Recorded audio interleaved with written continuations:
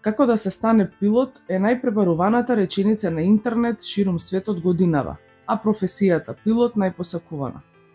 Многумина ја посакуваат, малкумина успеваат.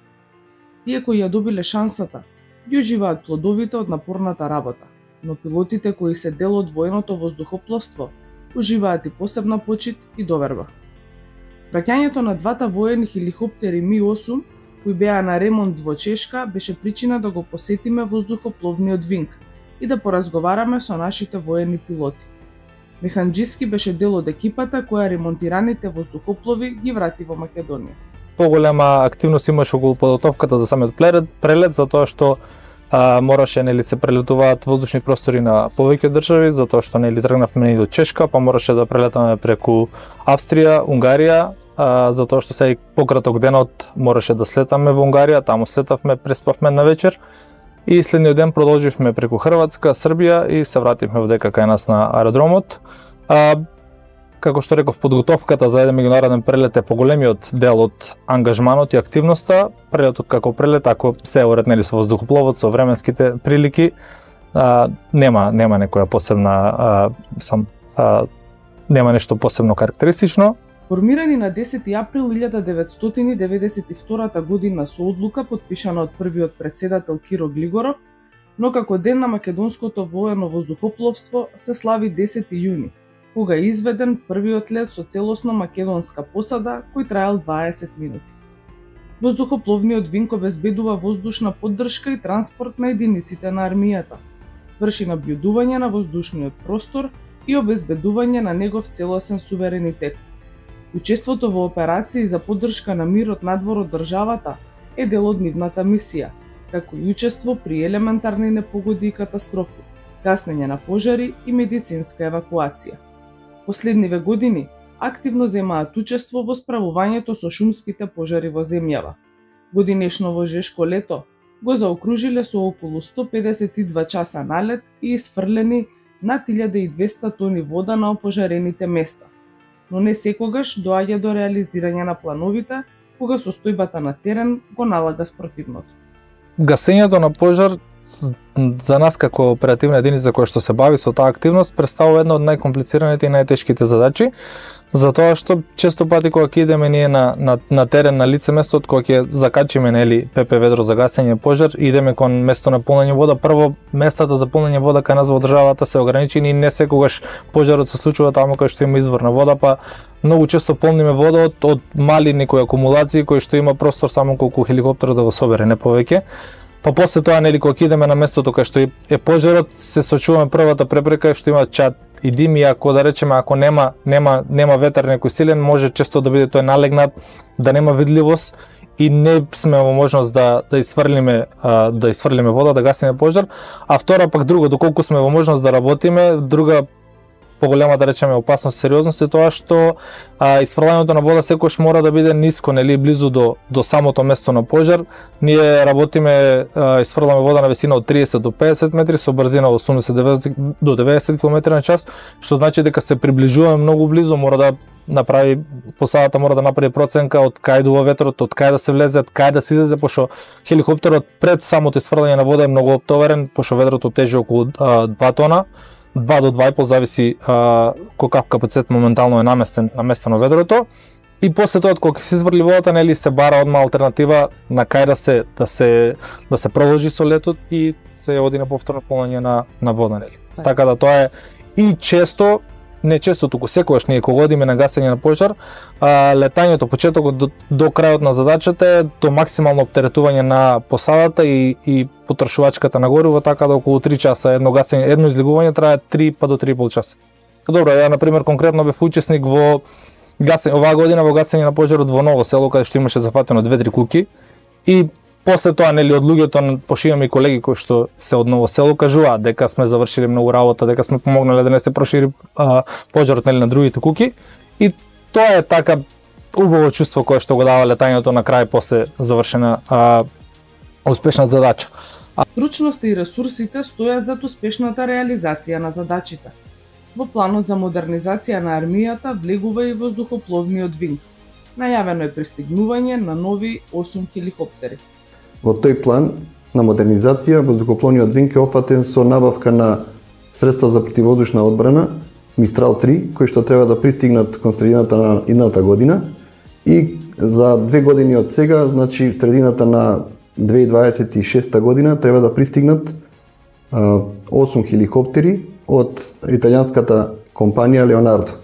4 Августа Веслан 169 со 4 Августа Веслан 149. Тоа се хеликоптери од најнова генерација на воздухоплови, кои што имаат технички тактички карактеристики кои што ги задоволуваат сите стандарди на НАТО и со кои што оперативните способности на единицата ќе се зголема значајно. Овие нови типови на воздухоплови ќе предизвикаат внимание посебно кај млади луѓе амбициозни кои што ќе сакаат да се приклучат и бидат дел од нашето семејство. Министерството за одбрана многу брзо ќе распише конкурс за пилоти, како и конкурс за нов воздухопловно-технички персонал. Желбата за воено пилотирање била поголема од сите предизвици и ризици кои со себе ги носи професијата. Зачекорите во вингот направени пред повеќе од 10 години, ниту Дејан, ниту Панче не зажалиле. Пресвртна точка ми беше кога заврши факултет.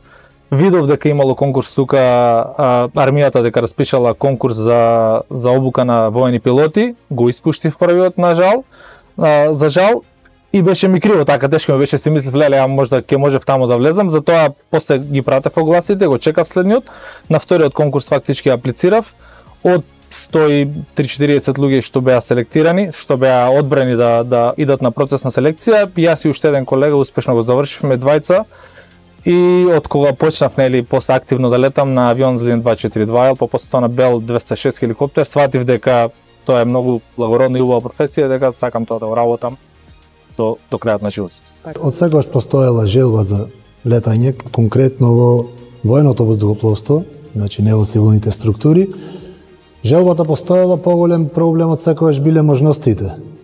Но со оглед и на моите претходни определби во животот во некоја безбедносна сфера, со оглед на моето високо образование на факултетот за безбедност, секогаш сум бил наклонет кон безбедноста и летањето било една од желбите, меѓутоа, како што напоменав, можностите биле оскудни во тоа време, како и да е тоа се промени во 2012 година со самото отворање на Центарот за обука на пилоти. И јас сум еден од првите пријавени, еден од првите продукти на таа школа. Велат, секој кој се гледа себе си во оваа професија и размислува за истата треба да се пријави во наредна прилика. Процесот на селекција не треба да биде пречка и страф, а Славевски објасни како се одвива целата постапка. Подобра канцеларија од кабина на воздухоплов нема да најдат нигде на било која друга работа, а од друга страна и мислам дека патриотското чувство кај секој треба да проработи и треба да секој да проба, ако има желба, ако има можност да биде дел од македонското воено воздухопловство и со тоа еве да МК биде исполнет како личност, МК даде придонес за нашава држава. Поделени во неколку фази, пред се започнува самото пријавување на кандидатите кои ги исполнуваат условите. Значи од услови секој кандидат мора да има завршено високо образование, да има многу високо ниво на познавање на англискиот јазик и да биде во одлична психофизичка кондиција. Секако за сите три тие сфери има соодветни тестирања во фазата на селекција кои се елиминаторни. Самиот процес на селекција исто така е поделен во неколку фази, покрај напоменатите тестирања по англиски јазик и физичка способност на самиот кандидат. Еден голем дел од самата селекција опфаќа психолошка евалуација на кандидатот од страна на стручни лица, каде што се бараат одредени особини потребни за оваа професија. Нормално по извршени неколку интервјуа, задачи на индивидуална работа, задачи во групна работа и финално интервју со секој поединечно, стручните психолози даваат мислење кој од кандидатите треба да продолжи процесот на селекција, а кој треба да прекини во таа фаза. После извршените психолошки тестирања, следува селекција на земја, така наречена, каде што се полагаат неколку теоретски предмети и во истата фаза има и еден дел кој е селекција во воздух, односно 10 селективни лета на авионот Злин 242, кој што го гледате зад мене, Секој од тие летови и секој од тие тестирање е елиминаторно. Значи, после завршени 10 лета, ако кандидатот успешно ги положил сите тестови и успешно ги извел 10 планирани лета, го стекнува статусот кадет на обука за пилот.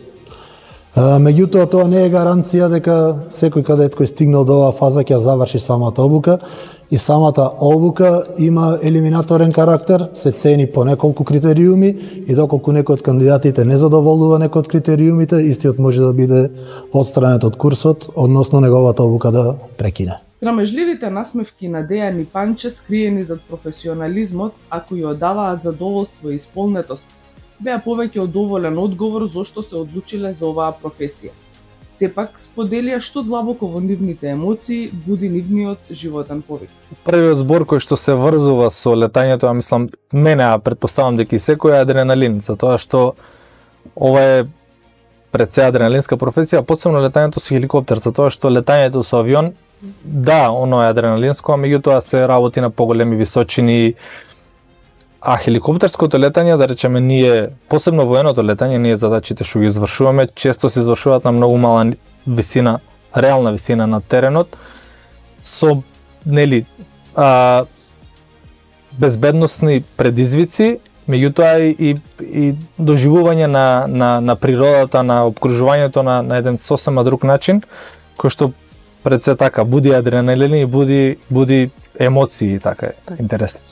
За мене тоа би било, значи, некое високо ниво на самоостварување, постигнување на некои лични цели, се во улога на пружање помош заштита на татковината.